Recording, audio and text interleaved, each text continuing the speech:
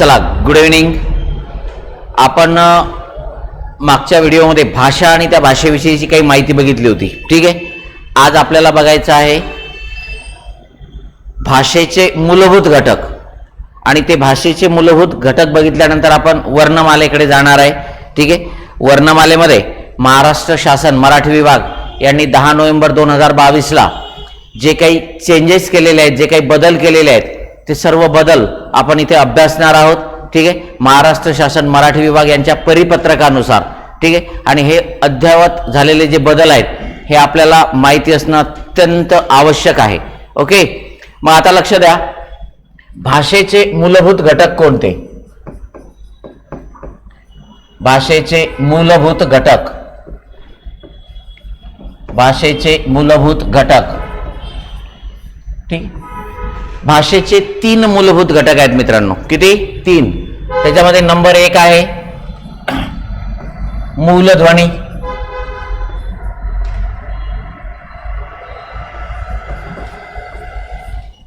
Number 2 आहे वर्ण, आणि नंबर 3 आहे अक्षर. नंबर 3 आहे अक्षर.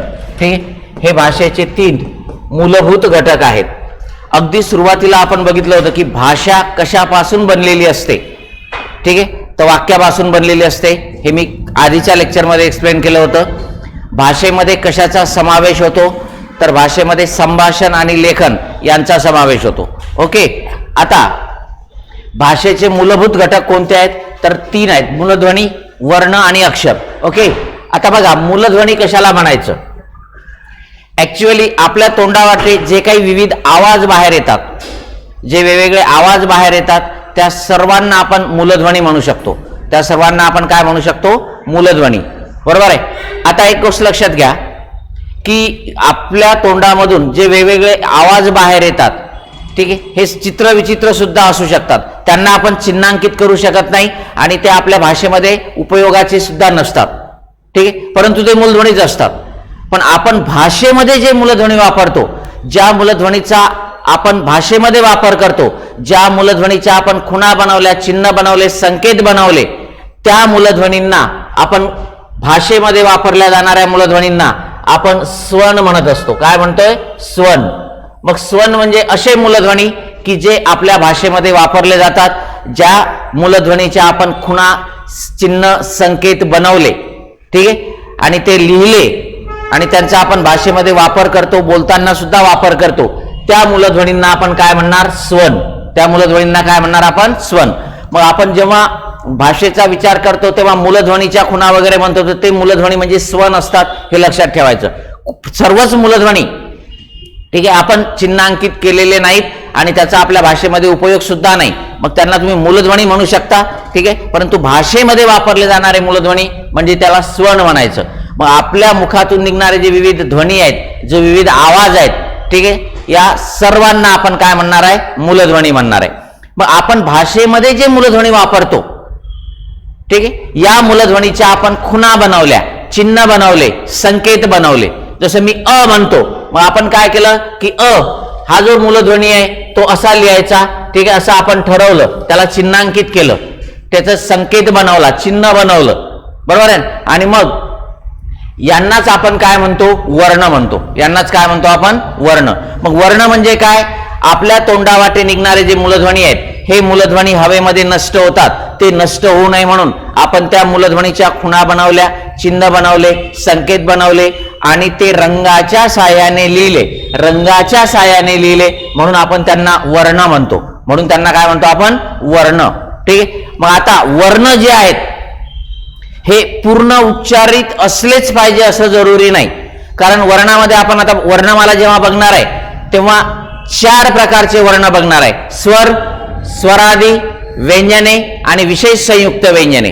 तर याच्यामधले जे व्यंजन आहेत त्या व्यंजनांना आपण वर्ण म्हणतो, पण त्यांना आपण अक्षर म्हणू शकत नाही.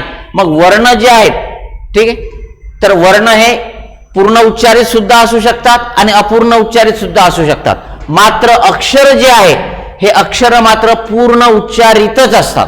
ठीक आहे. मग असे वर्ण की जे पूर्ण उच्चारित आहेत, ठीक आहे, मग त्या वर्णामध्ये तुम्ही दुसरा वर्ण मिसळून जरी त्याला पूर्ण उच्चारित केलं ठीक आहे, तर त्याला आपण काय म्हणणार आहे, अक्षर. आणि म्हणून अक्षरामध्ये कशाचा समावेश होतो, तर सर्व प्रकारचे स्वर आणि स्वरयुक्त व्यंजने, ठीक आहे, यांना काय म्हणणार आपण, अक्षर.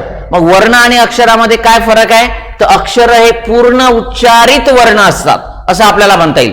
काय म्हणता येईल, अक्षर हे पूर्ण उच्चारित वर्ण असतात, ठीक आहे. आणि वर्ण ह्या मूलध्वनीच्या खुणा आहेत, मग त्या पूर्ण उच्चारित असतीलही नसतीलही, त्याच्यामधले स्वर पूर्ण उच्चारित असतात, व्यंजने मात्र पूर्ण उच्चारित नसतात, पण ते सर्व वर्ण आहेत, बरोबर आहे. आणि अक्षरामध्ये मात्र, ठीक आहे, असे वर्ण की ज्यांचे उच्चार पूर्ण आहेत, पूर्ण उच्चारित वर्ण जे आहेत, हे जेव्हा आपण चिन्हांकित करतो तेव्हा त्याला आपण काय म्हणतो, अक्षर म्हणतो. तेव्हा त्याला काय म्हणतो आपण, अक्षर. मग आता बघा, हा जो क आहे, या क ला मी वर्ण म्हणणार, पण या क ला मला अक्षर म्हणता येत नाही, कारण याचा पाय मोडलेला आहे, मी याला हलंत केलेला आहे, या क चा उच्चार पूर्ण नाही.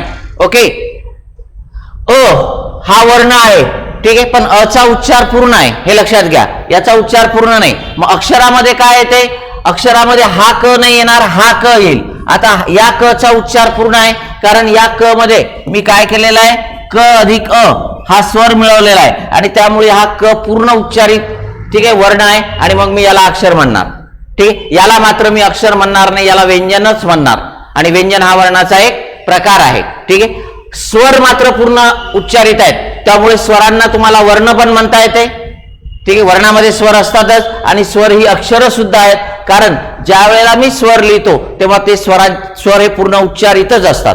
आणि म्हणून अक्षरामध्ये सर्व स्वरांचा आणि स्वरयुक्त व्यंजनांचा समावेश होतो, किंवा पूर्ण उच्चारित वर्णां जे आपण चिन्हांकित करतो, लिहितो, ठीक आहे, त्याला आपण काय म्हणणार, अक्षर म्हणणार. त्याला आपण काय म्हणणार, अक्षर.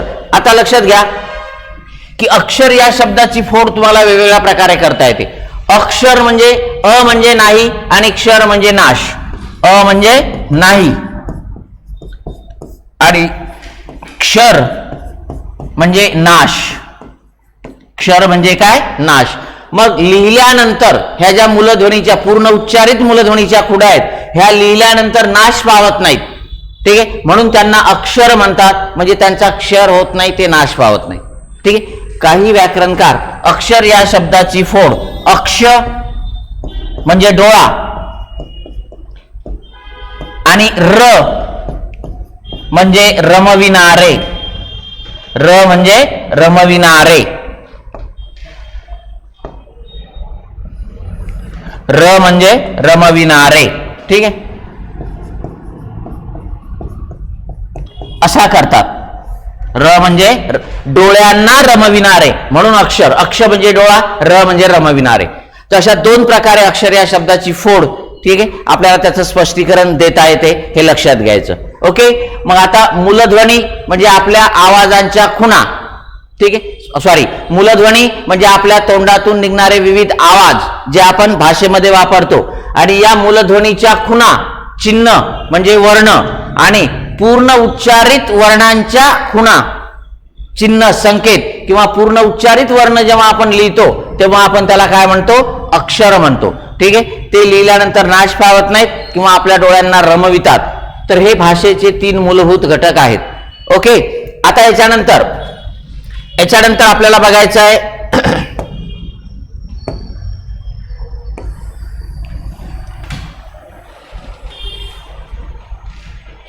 वर्णमाला. बघण्याच्या आधी आपल्याला व्याकरण म्हणजे काय बघावं लागेल, बरोबर आहे.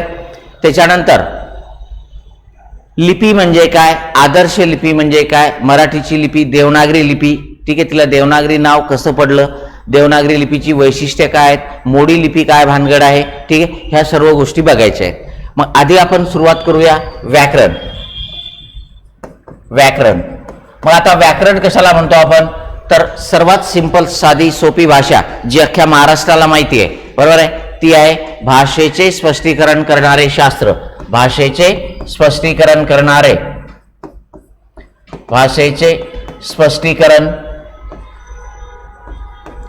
भाषेचे स्पष्टीकरण करणारे शास्त्र म्हणजे काय म्हणतो आपण, व्याकरण. बरोबर आहे ना. आपल्या भाषेचा व्यवहार सुरळीतपणे चालावा, आपल्या भाषेचा व्यवहार सुरळीतपणे चालावा, यासाठी काही नियम बनवण्यात आलेले आहेत आणि त्या नियमांनाच आपण काय म्हणतो, व्याकरण म्हणतो. त्या नियमांनाच आपण काय म्हणतो, व्याकरण म्हणतो. ओके. आता व्याकरण जे आहे हे आपल्या भाषेचे नियम आहेत, बरोबर आहे. म्हणून महर्षी पतंजली जे आहेत, महर्षी पतंजली माहिती असतील तुम्हाला. महर्षी पतंजली हे संस्कृत व्याकरणकार सुद्धा होते. ठीक आहे. यांनी व्याकरणाला काय म्हटलेलं आहे, शब्दानुशासन. काय म्हटलेलं आहे, शब्दानुशासन. शब्द आणि त्याचं अनुशासन. अनुशासन म्हणजे नियम, शब्दाचे नियम म्हणजे व्याकरण. ठीक आहे, असं थोडक्यात तुम्हाला म्हणता येईल, बरोबर आहे ना. मग भाषेचा व्यवहार सुरळीत चालवण्यासाठी हे नियम बनवलेले असतात आणि त्या नियमानुसार आपण भाषेचा व्यवहार करत असतो, बोलत असतो, लिहित असतो. ओके. आणि मग त्यालाच आपण काय म्हणणार आहे, व्याकरण. त्यालाच आपण काय म्हणणार आहे, व्याकरण. ओके. हे इथपर्यंत लक्षात आलं. आता एक गोष्ट आणखी लक्षात घ्या की व्याकरण जे आहे हे आपल्याला का बरं शिकायचं. आपल्याला तर भाषा बोलता येते. तुम्ही म्हणाल सर आम्हाला मराठी बोलता येते, आता आम्ही एवढं शिक्षण झालंय आमचं, ग्रॅज्युएट झालो, 12वी झालो, जे काय असेल ते, बरोबर आहे ना. आणि मग आता आम्हाला व्याकरण कशाला शिकवायचं, ठीक आहे, किंवा स्पर्धा परीक्षा अधिकारी झाल्यावर आम्हाला याची काय गरज आहे. तर मित्रांनो, भाषिक कौशल्य जी आहेत, भाषिक कौशल्य आत्मसात करण्यासाठी आपल्याला व्याकरणाचं ज्ञान असणं अत्यंत जरुरी आहे. मग भाषिक कौशल्य कोणती आहेत हे सुद्धा तुम्हाला माहिती असणं जरुरी आहे. ठीक आहे. तर भाषिक कौशल्य कोणती आहेत, भाषिक कौशल्य किंवा कौशल्ये, भाषिक कौशल्य कोणती आहेत बघा. नंबर 1 आहे संभाषण. नंबर 2 आहे लेखन. नंबर 3 आहे श्रवण. नंबर 4 आहे संभाषण, लेखन, श्रवण. ठीक आहे. त्याच्यानंतर नंबर 4 आहे भाषण. संभाषण आणि भाषण काही जण एकच मानतात. ठीक आहे. त्याच्यानंतर संभाषण, लेखन, श्रवण आणि भाषण ही काय आहेत, आपली भाषिक कौशल्य आहेत. ठीक आहे. संभाषण म्हणजे भाषण करणे, लेखन म्हणजे लिहिणे, श्रवण म्हणजे ऐकणे, त्याच्यानंतर भाषण. ठीक आहे. तर भाषण आणि संभाषण काही जण एकच मानतात. लक्षात आलंय का. तर ही भाषिक कौशल्य आहेत आणि ही भाषिक कौशल्ये आत्मसात आपल्याला व्हावी यासाठी आपण काय करत असतो, व्याकरण शिकत असतो. ठीक आहे. मग भाषिक कौशल्य कोणती हे सुद्धा तुम्हाला माहिती असणं जरुरी आहे. ओके. मग व्याकरणानंतर आपल्याला बघायचं आहे की लिपी काय आहे. काय बघायचं आहे आपल्याला, लिपी कशाला म्हणायचं, लिपी म्हणजे नेमकं काय, लिपी म्हणजे नेमकं काय. ठीक आहे. बघा लक्ष द्या. लिपी, लिपी हा शब्द जो आहे, लिपी हा शब्द जो आहे हा लिप या संस्कृत शब्दापासून तयार झाला. लिप या संस्कृत शब्दापासून तयार झाला आणि त्याचा शब्दशः अर्थ लिंपणे, सारवणे, माखणे असा होतो. ठीक आहे. पूर्वी ग्रामीण भागामध्ये भिंती ज्या मातीच्या असायच्या त्या लिंपल्या जायच्या.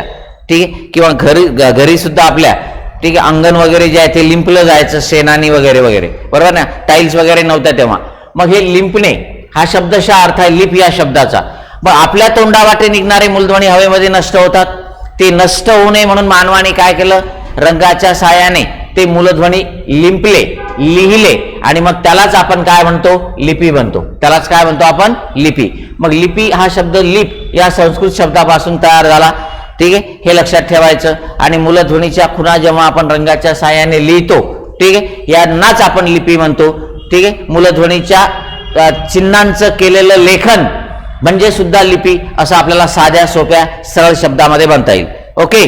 आता लिपी झाल्यानंतर आपल्याला बघावं लागेल की आदर्श लिपी. आदर्श लिपी कशाला म्हणायचं, आदर्श लिपी. तर बघा, ज्या लिपीमध्ये आपल्या तोंडावाटे निघणारा प्रत्येक मूलध्वनी हा स्वतंत्र चिन्हाने दर्शवला जातो. ठीक आहे. म्हणजे आपण जे बोलतो, ठीक आहे, त्यातला प्रत्येक मूलध्वनी हा चिन्हांकित केला जातो. तो प्रत्येक उच्चार, ठीक आहे, आपल्याला चिन्हांकित करण्याची सोय त्या लिपीमध्ये असते आणि एका मूलध्वनीला एकापेक्षा जास्त उच्चार नसतात आणि जर ते असतील तर त्याप्रमाणे लिहिण्याची सोय त्या लिपीमध्ये असते. वेगवेगळ्या प्रकारे जर उच्चार केले आपण एखाद्या वर्णाचे एखाद्या अक्षराचे तर ते वेगवेगळ्या प्रकारे लिहिण्याची सोय त्या लिपीमध्ये असते. अशा लिपीला आपण काय म्हणणार? आदर्श लिपी. पुन्हा एकदा आदर्श लिपीची व्याख्या सांगतो. ज्या लिपीमध्ये आपल्या तोंडावाटे निघणारा प्रत्येक मूलध्वनी हा स्वतंत्र चिन्हाने दर्शवला जातो आणि एका ध्वनीला एकापेक्षा जास्त उच्चार नसतात आणि असले तर ती लिहिण्याची सोय त्या लिपीमध्ये असते. त्या लिपीला काय म्हणणार आपण? आदर्श लिपी म्हणणार.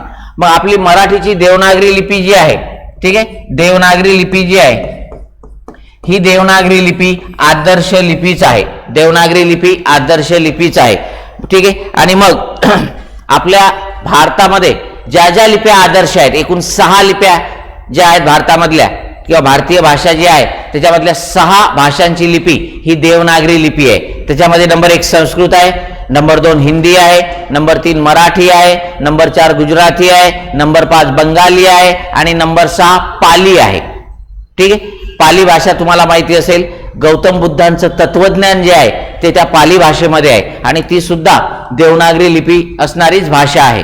बरोबर आहे. मग ह्या सर्वच देवनागरी लिपी ज्या आहेत ह्या जवळजवळ आदर्श अशाच लिप्या आहेत, लक्षात घ्यायचं. ठीक आहे. मग हे झालं लिपी, आदर्श लिपी. ठीक. मग आता एक वेळ आयोगाने असा सुद्धा प्रश्न विचारला होता की प्रत्येक भाषेला लिपी असते, प्रत्येक भाषेला लिपी असते, हे विधान कसं आहे? सत्य आहे, असत्य आहे, अर्धसत्य आहे, सांगता येत नाही. ठीक आहे. तर प्रत्येक भाषेला लिपी असते हे विधान असत्य आहे. ठीक आहे, चूक आहे, खोटं आहे. कारण अशा कितीतरी जगामध्ये, भारतामध्ये, महाराष्ट्रामध्ये भाषा बोलल्या जातात की ज्या फक्त बोली भाषा आहेत, त्या भाषांना स्वतःची लिपी नाही. ठीक आहे. आणि याचं अगदी जवळचं उदाहरण द्यायचं झालं तर बंजारा लोकांची भाषा, याडी ए कतजारोची कै करोची, बरोबर आहे ना.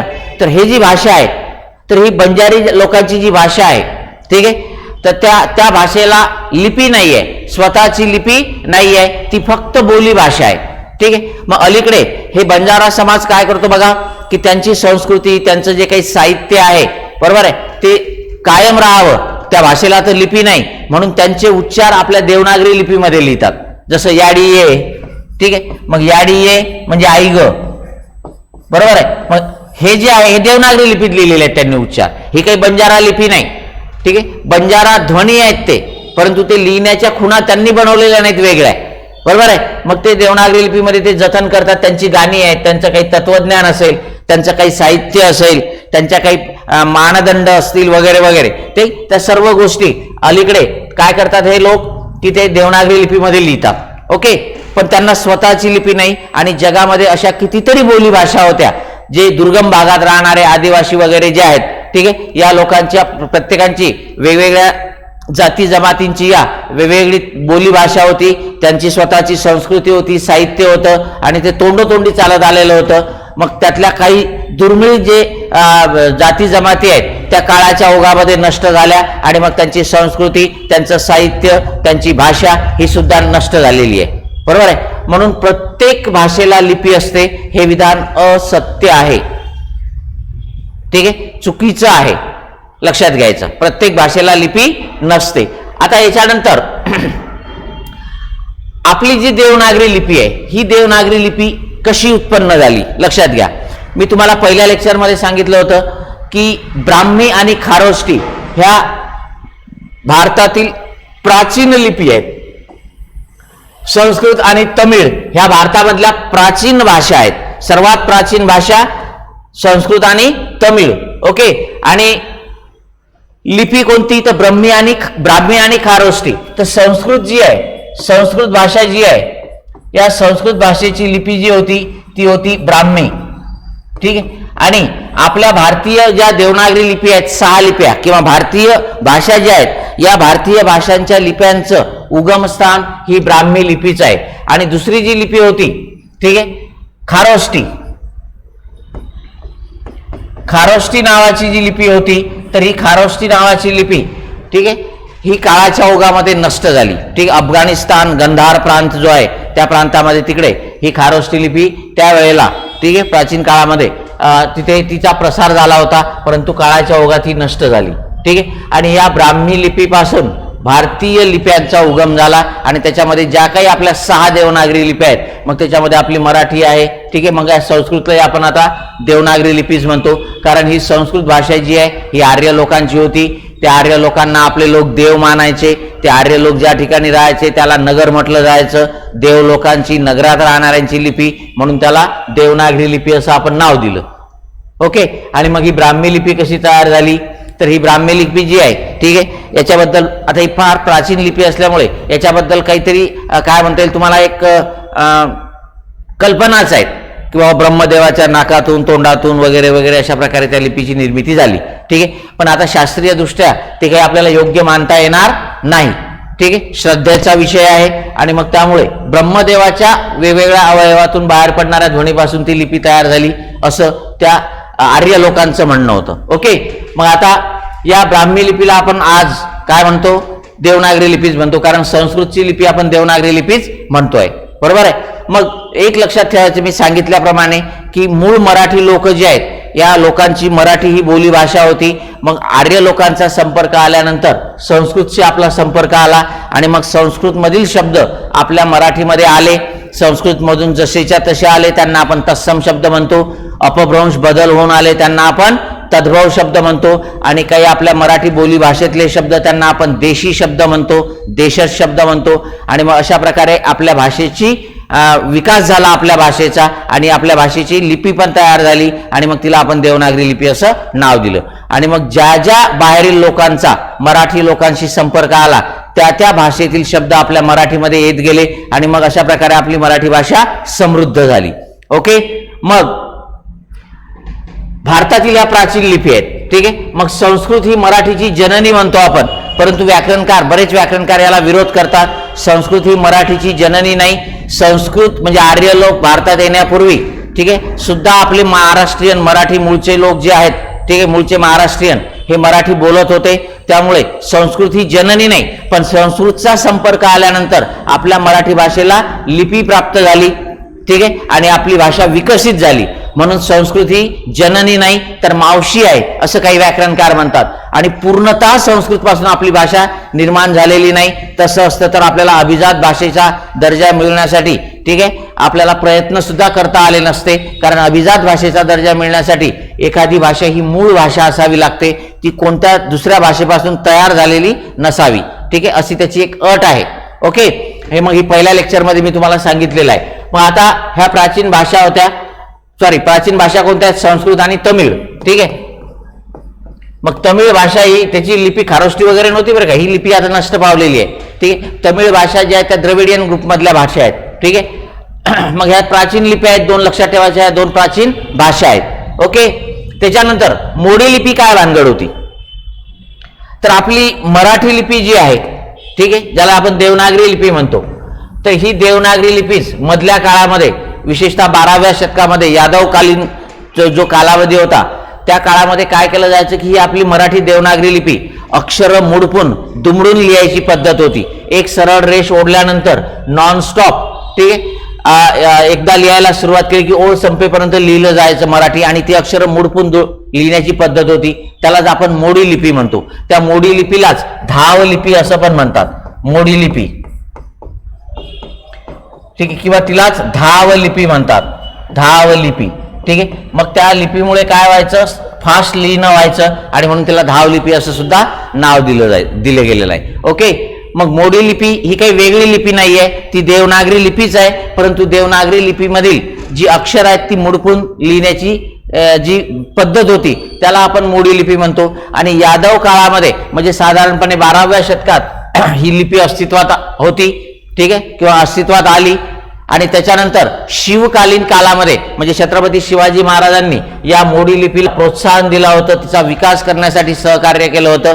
ठीक आहे. आणि मग आपल्या महाराष्ट्राच्या शालेय अभ्यासक्रमात 1957 पर्यंत ही मोडी लिपी आपल्या शालेय विद्यार्थ्यांना शिकवली जात होती महाराष्ट्रामध्ये. 57 नंतर मात्र मोडी लिपीचं लिखाण शालेय किंवा शालेय अभ्यासक्रमातून ती मोडी लिपी काढण्यात आली आणि म्हणून आपल्याला ती मोडी लिपी लिहिता येत नाही आणि ती वाचता पण येत नाही.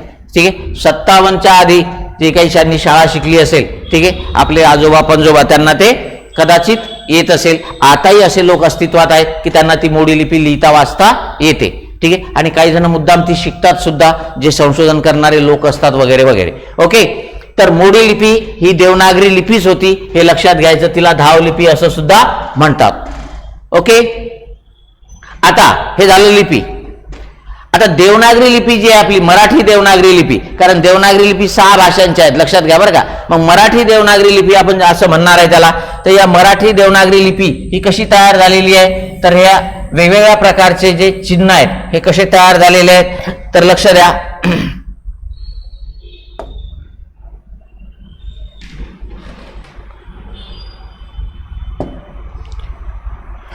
यामध्ये उभे दंड आहेत, तिरप्या रेषा पण आहेत, अर्धवर्तुळाकार रेषा पण आहेत, बरोबर आहे ना. तिरप्या उभे दंड आहेत, अशा तिरप्या रेषा आहेत, अर्धवर्तुळाकार पण आपण त्या चिन्हांमध्ये उपयोग करतो. अशा सर्व, ठीक आहे, चिन्हातून ही आपली देवनागरी लिपी तयार झालेली आहे. देवनागरी लिपी डावीकडून उजवीकडे लिहितात, ठीक आहे. डावीकडून आपण लिहायला सुरुवात करतो, उजवीकडे लिहित जातो. ओळ संपल्यानंतर पुन्हा डावीकडून नवीन ओळीला प्रारंभ करतो आणि ते लिपी आपण लिहित असतो. महत्वाची गोष्ट म्हणजे, ठीक आहे, ज्या वेळेला आपण असं लिहितोय, ठीक आहे, त्यावेळेला लिहिल्यानंतर त्यावर शिरोरेषा देण्याची पद्धत आहे, ठीक आहे. मराठी देवनागरी लिपीचं वैशिष्ट्य आहे की शब्द लिहिल्यानंतर, वाक्य लिहिल्यानंतर आपण त्या प्रत्येक शब्दावर सेपरेट काय करतो, शिरोरेषा देतो, किंवा त्याला आपण आणखी काय म्हणू शकतो, शीर्ष रेषा देतो, किंवा एकदम बोली भाषेमध्ये बोलायचं तर त्यावर टोपी देत असतो आपण, बरोबर आहे. आणि मग तुम्हाला कदाचित आठवत असेल की 10वी मध्ये जर अशा टोप्या दिल्या नाही पेपर लिहिताना, मराठीच्या पेपरला विशेषतः, तर मार्क्स कमी व्हायचे. कारण देवनागरी लिपीमध्ये आपण शिरोरेषा देतो, ठीक आहे. आणि गुजराती ही देवनागरी लिपी जरी असली तरी गुजरातीमध्ये तुम्हाला ह्या शिरोरेषा दिलेल्या आढळत नाहीत. लक्षात आलंय. तर हे सर्व प्राथमिक माहिती होती. आता आपण वर्णमालेकडे जाणार आहे. आपण कुठे जाणार आहे, वर्णमालेकडे, ठीक आहे. लक्ष द्या. आता वर्णमाला,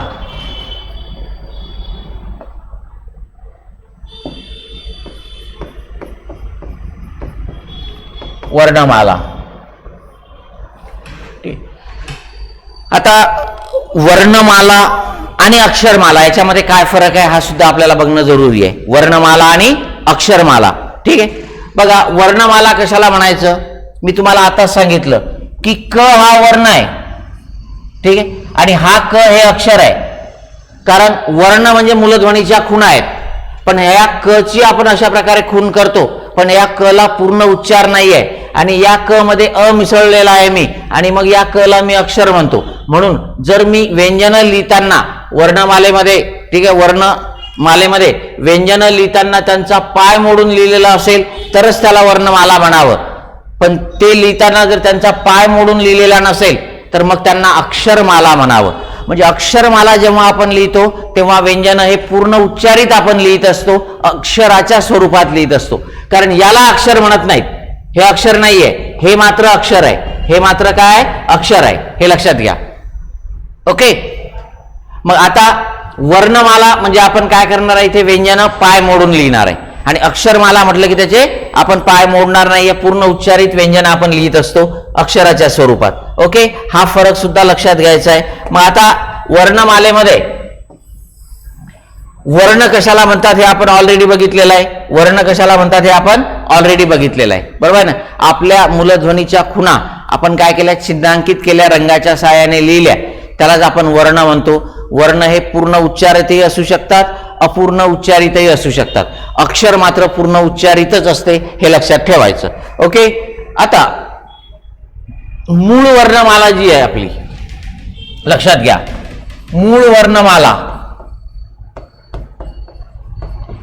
मूळ वर्णमालेमध्ये, ठीक आहे, एकूण 48 वर्ण होते. किती वर्ण होते, एकूण 48 वर्ण होते. आणि या 48 वर्णामध्ये, या 48 वर्णामध्ये स्वर जे आहेत ते होते 12, स्वरादी जे आहेत ते होते 2, आणि व्यंजने जी आहेत ती व्यंजनांची संख्या होती 34. आणि अशा प्रकारे एकूण 48 वर्ण आपल्या मूळ मराठी वर्णमालेमध्ये होते.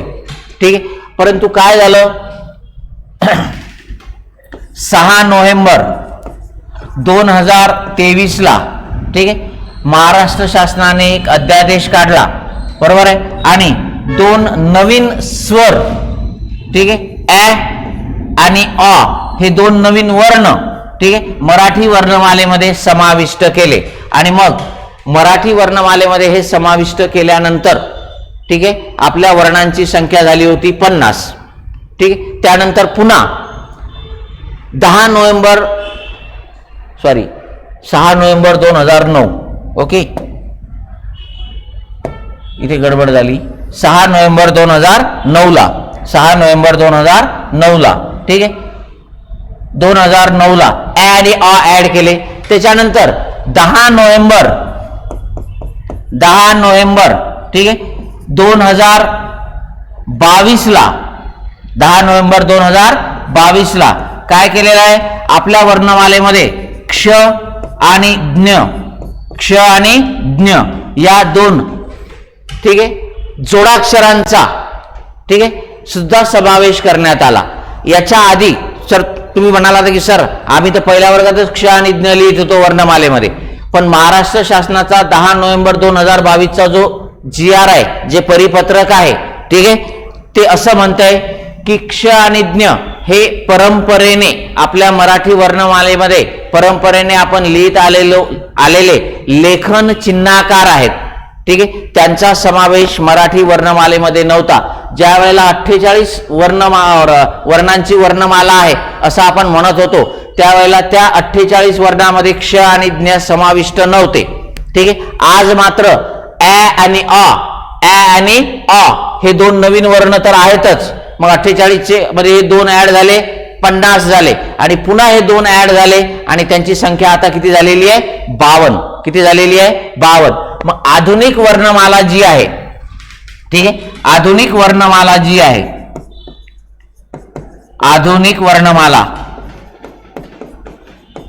किंवा तुम्ही याला नवीन वर्णमाला पण म्हणू शकता. या आधुनिक वर्णमालेमध्ये बघा किती वर्ण आहेत एकूण वर्ण किती आहेत 52 वर्ण. एकूण वर्ण किती आहेत 52. आता आपण काय म्हणणार तुम्हाला जर साधा प्रश्न विचारला की वर्णमालेत वर्णांची संख्या किती तर 52 उत्तर द्यावं लागेल आणि मूळ वर्णमालेमध्ये वर्णांची संख्या किती होती तर त्याचं उत्तर तुम्हाला 48 द्यावं लागेल.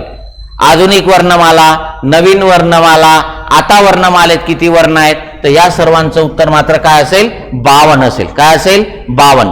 ओके. आता लक्ष द्या आधुनिक वर्णमालेमध्ये मग आता बघा आधीच्या वर्णमालेमध्ये 3च प्रकारचे वर्ण होते स्वर स्वरादी आणि व्यंजने. आता वर्णांची संख्या 4 प्रकारचे वर्ण झाले आपल्या मराठी वर्णमालेमध्ये. मग त्याच्यामध्ये स्वर आहेत ठीक आहे. मूळ मराठी वर्णमालेमध्ये 12 स्वर होते आता 14 स्वर झाले कारण हे 2 स्वर ॲ आणि अ मराठी वर्णमालेमध्ये समाविष्ट झाले. त्याच्यानंतर स्वरादीमध्ये काही फरक पडलेला नाही. स्वरादी आहेत तेवढेच आहेत म्हणजे 2च आहेत.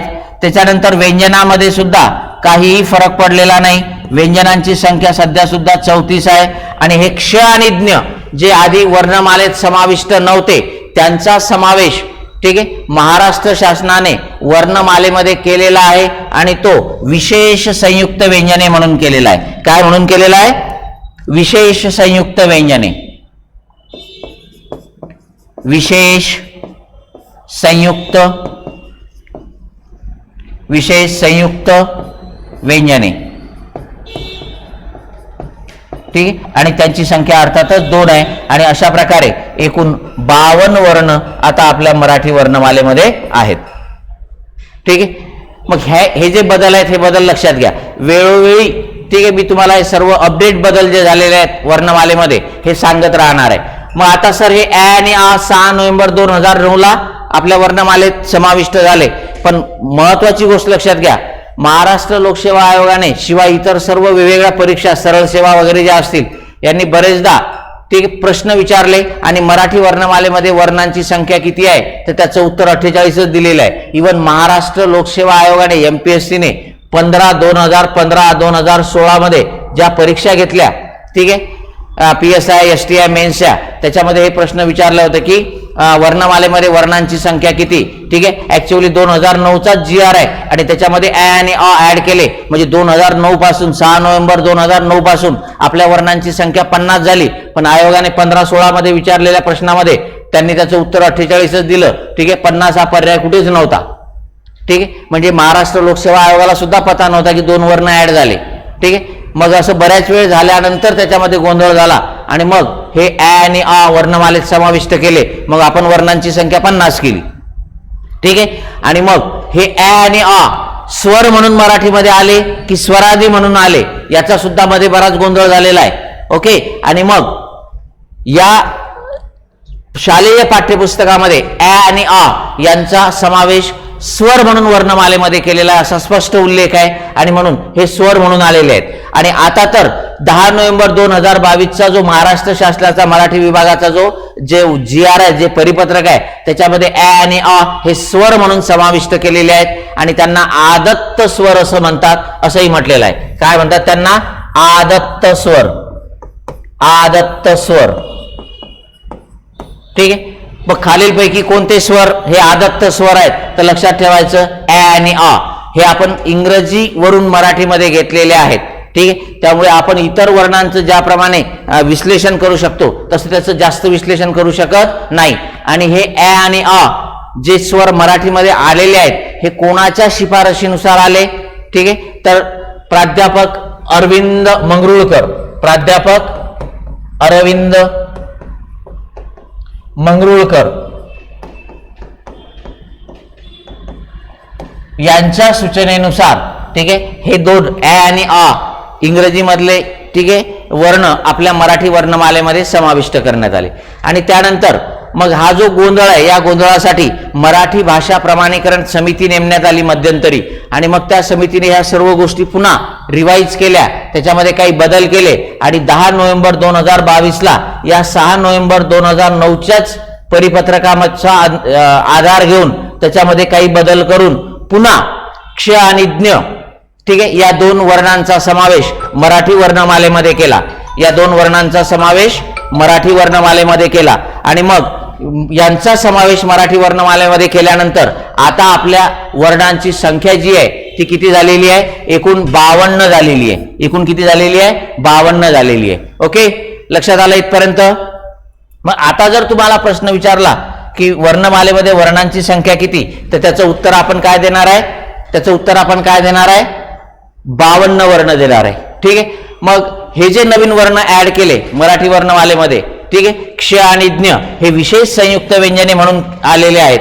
आणि परिपत्रकामध्ये मात्र त्याचा उल्लेख क्ष आणि ज्ञ हे मराठी वर्णमालेतील परंपरेने चालत आलेले विशेष लेखन चिन्हाकार आहेत आणि मुळात ती जोडाक्षर आहेत असा उल्लेख केलेला आहे. पण आता त्यांना आपण विशेष संयुक्त व्यंजने म्हणणार. आता आपण त्यांना काय म्हणणार? विशेष संयुक्त व्यंजने म्हणणार. आणि वर्णमालेमध्ये जेव्हा त्यांचा पाय आपण मोडलेला असेल, त्यांना हलंत करून दाखवलेलं असेल, तेव्हाच त्यांना आपण विशेष संयुक्त व्यंजने म्हणणार. आणि जर ते हलंत करून दाखवलेले नसतील तर त्यांना आपण जोडाक्षर म्हणणार आहे. आणि मग ते आपण पुढे वर्णमालेमध्ये बघणारच आहे, ओके.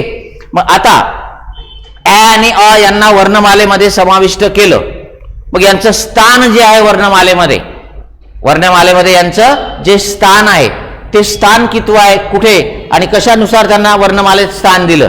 तर उच्चारानुसार ॲ आणि अ ला आपण मराठी वर्णमालेमध्ये स्थान दिलेलं आहे. घेतले तर आहेतच आपण, ते स्वीकारलेले तर आहेतच, कारण त्यांना आपण आदत्त स्वर म्हणतो. आदत्त म्हणजे स्वीकारलेले, स्वीकारलेले स्वरही तुम्हाला म्हणता येईल, बरोबर आहे. मग यांना मराठी वर्णमालेमध्ये जे स्थान देण्यात आलेलं आहे ते वर्णमाला जी आहे त्या वर्णमालेत ॲ हा 10व्या ठिकाणी आहे आणि अ ला 13व्या ठिकाणी स्थान देण्यात आलेलं आहे. 10 आणि 13, ठीक आहे. हे सुद्धा तुम्हाला माहिती असणं जरुरी आहे की ॲ हा 10व्या ठिकाणावर आहे, त्याचं स्थान 10व्या क्रमांकावर आहे, अचं 13व्या.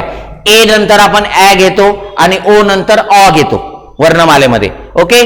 मग 10व्या आणि 13व्या आणि यांना जे स्थान देण्यात आलेलं आहे ते उच्चार स्थानानुसार देण्यात आलेलं आहे, ठीक आहे. मग ए नंतर ॲ घेतो आपण आणि ओ नंतर अ घेतो, ओ नंतर अ घेतो, ठीक आहे. आणि मग ए याचं उच्चार स्थान कंठ तालव्य आहे, बरोबर आहे. आणि ओचं उच्चार स्थान ओ नंतर अ आहे, त्याच्यानंतर औ आहे आणि ओ आणि औच्या मध्ये अ आहे, बरोबर आहे. मग ओचा आणि औचं उच्चार स्थान काय आहे? कंठ्योष्ठ आहे. आणि म्हणून हा अ कंठ्योष्ठ मध्ये येतो उच्चार स्थानानुसार, आणि हा ऍ जो आहे हा कंठ तालव्य मध्ये येतो. मग हे जे नवीन वर्ण आपण वर्णमालेमध्ये घेतलेले आहेत यांना उच्चार स्थानानुसार आपण वर्णमालेमध्ये स्थान दिलेलं आहे, आणि त्यांच्या क्रमांकाचा जर विचार केला तर 10व्या आणि 13व्या क्रमांकावर ते आहेत. लक्षात आलंय. आणि मग अर्थातच यांचे उच्चार सुद्धा दीर्घ आहेत. ऍ आणि अ चे उच्चार सुद्धा कसे आहेत? दीर्घ आहेत. हे लक्षात घ्या, कारण कंठ्योष्ठ आणि कंठ तालव्य, ठीक आहे, या वर्णांचे उच्चार जे आहेत ते काय कसे असतात? दीर्घ असतात. ए आई ओ औ आपल्याला माहिती आहे, दीर्घ संयुक्त स्वर जरी आपण त्यांना म्हणणार आहे पण त्यांचे उच्चार दीर्घ असतात, हे पण लक्षात घ्यायचं. ठीक आहे. तर अशा प्रकारे हे आपल्या मराठी वर्णमालेमध्ये काय झालेले आहेत? बदल झालेले आहेत. लक्षात घ्या. त्याच्यानंतर आता आपण ते बघणारच आहे. मराठी वर्णमाला आपण लिहिणारच आहे, आणि याचं स्वर म्हणजे काय, त्याचं वर्गीकरण, स्वरादी, ठीक आहे, त्याचं वर्गीकरण, व्यंजनांचं वर्गीकरण, हे विशेष संयुक्त व्यंजने काय भानगड आहे, तर हे सर्व आपण बघणारच आहे. पण तत्पूर्वी 10 नोव्हेंबर 2022चं जे परिपत्रक आहे त्या परिपत्रकामध्ये आणखी काही बदल सांगितलेले आहेत, ते पण लक्षात घेणं जरुरी आहे. मग आता हे सर्व तुमच्या लक्षात आलं असेल. ठीक आहे. आता बघा आपण काय बघतोय पुढे.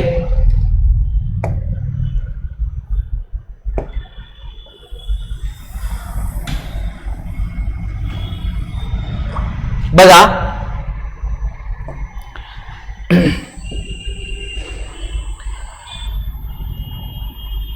आपण परंपरेने अम आणि आहा यांना स्वरादी म्हणत आलेलो आहे, बरोबर ना. त्याची व्याख्या आपण बघणार आहे. पण आता वर्णमालेमध्ये नवीन परिपत्रक जे आहे त्या परिपत्रकामध्ये अम आणि आहा असं लिहिलेलंच नाहीये. त्यांनी काय केलेलं आहे? फक्त याला असं लिहिलेलं आहे आणि याला असं लिहिलेलं आहे, बरोबर आहे. म्हणजे इथे काहीतरी अक्षर असेल, त्याच्या डोक्यावर हे शिरोबिंदू असेल, असं काहीतरी अक्षर असेल इथे, आणि त्याच्या बाजूला हे 2 हे बिंदू असतील, बरोबर आहे. मग अम आणि आहा असं का म्हणतो आपण ते आपण डिटेल बघणार आहे. कारण यांचे हे 2 उच्चार आहेत, आणि या उच्चार, हे जे उच्चार आहेत हे उच्चार होण्याच्या आधी स्वर घ्यावा लागतो कुठला तरी. मग आपण परंपरेने अ हा स्वर घेत आलो, आणि मग अम आणि आहा हे स्वरादी आहेत असं आपण म्हणत आलो. पण ऍक्च्युअली तसं नाहीये. हा शिरोबिंदू आहे आणि हा विसर्ग आहे. मग स्वरादीमध्ये 2 उच्चार आहेत, एक शिरोबिंदू आणि एक विसर्ग.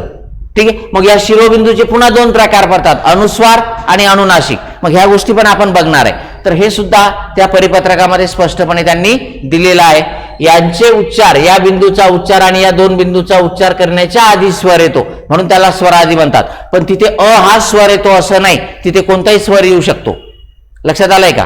म्हणजे जेव्हा आपण दुःख लिहितो बघा, दुःख, ठीक आहे, तर या विसर्गाच्या आधी उ आलेला आहे, या विसर्गात दू मधला उ आलेला आहे. मग प्रत्येक वेळेला अ येतो का? मग अम हा विसर्ग आहे असं म्हणू शकत नाही आपण, कारण त्याच्या आधी स्वर लागतो आणि पहिला स्वर अ आहे म्हणून आपण त्याला अ घेतलेला आहे परंपरेने. ओके, हे सुद्धा इथे लक्षात घ्यायचं आहे. याशिवाय शासनाने आणखी असे सांगितलेले आहेत 2 बदल शुद्ध लेखनाच्या बाबतीत, ते पण मी तुम्हाला इथे सांगून देतो की आपण आतापर्यंत श जो आहे, ठीक आहे, हा श कसा लिहित आलेला आहे?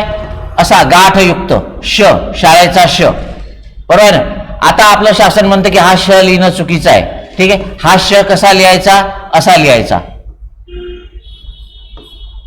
हा श बरोबर आहे. श हा गाठयुक्त न लिहिता देठयुक्त लिहावा असं त्या परिपत्रकामध्ये सांगितलेलं आहे. म्हणजे तुम्हाला शुद्ध लेखनासाठी एखादा शब्द विचारला आणि त्याच्यामध्ये हा श असला आणि हा श असला तर हे श असणारा शब्द शुद्ध असेल, हे लक्षात घ्या. मग आपल्याला सवय असं लिहिण्याची आहे ती गोष्ट वेगळी. मी सुद्धा असंच लिहितोय, तुम्ही सुद्धा असंच लिहितोय, पण आता असं लिहिण्याचा तुम्ही काय करायचा? सराव करायचा. गाठयुक्त श लिहायचा नाही, देठयुक्त लिहायचा. शुद्ध लेखन दृष्ट्या हा योग्य आहे. ठीक आहे, हे लक्षात घ्यायचं. त्याच्यानंतर लसणाचा ल जो आहे तो आपण आतापर्यंत असा लिहित आलो, दंडयुक्त. लसणाचा ल आपण कसा लिहित आलो? दंडयुक्त. महाराष्ट्र शासन म्हणते की असा ल चुकीचा आहे. ल हा दंडयुक्त लिहू नये, ल हा पाकळीयुक्त लिहावा. कसा लिहावा? पाकळीयुक्त. लक्षात आलंय का? पाकळी, पाकळ्यासारखा. ठीक आहे, असा दंडयुक्त लिहायचा नाही. हे चुकीचं आहे शुद्ध लेखन दृष्ट्या आणि हे बरोबर आहे. लक्षात आलंय? इथपर्यंत समजलंय? मग हे जे बदल आहेत हे बदल सुद्धा तुम्हाला माहिती असणं जरुरी आहे. आतापर्यंत आपण ईश्वर असं बरेच जण लिहित आले, ईश्वर. ठीक आहे. पण आता हे शुद्ध लेखन दृष्ट्या चुकीचं आहे. शासन म्हणताय आपलं की ईश्वर असंच लिहावं, हे बरोबर आहे. मग शुद्ध लेखनासाठी जर तुम्हाला शब्द आला ईश्वर ईश्वर, ठीक आहे, तर हा ईश्वर करेक्ट आहे. नवीन परिपत्रकानुसार अगदी लेटेस्ट 10 नोव्हेंबर 2022. लक्षात आलंय का? तर हे जे वर्णमालेमध्ये बदल आहेत आणि याच्यानंतर अनेक गोष्टी आहेत. आपल्याला वर्णमालेला आपण आता सुरुवात केलेली आहे, आणखी त्याचं वर्गीकरण करायचंच आहे. तर हे सर्व बदल आपण वेळोवेळी बघत राहणार आहे. ओके, लक्षात आलंय? तर आपण नेक्स्ट लेक्चरमध्ये ऍक्च्युअल वर्णाचे प्रकार, स्वर, स्वरांचे प्रकार, त्यांचं वर्गीकरण, व्यंजनांचं वर्गीकरण, ह्या सर्व गोष्टीला सुरुवात करणार आहे. तर इथे आपण थांबणार आहे. ओके, इथपर्यंत सर्व लक्षात आलं असेल तर इथे आपण स्टॉप करूया.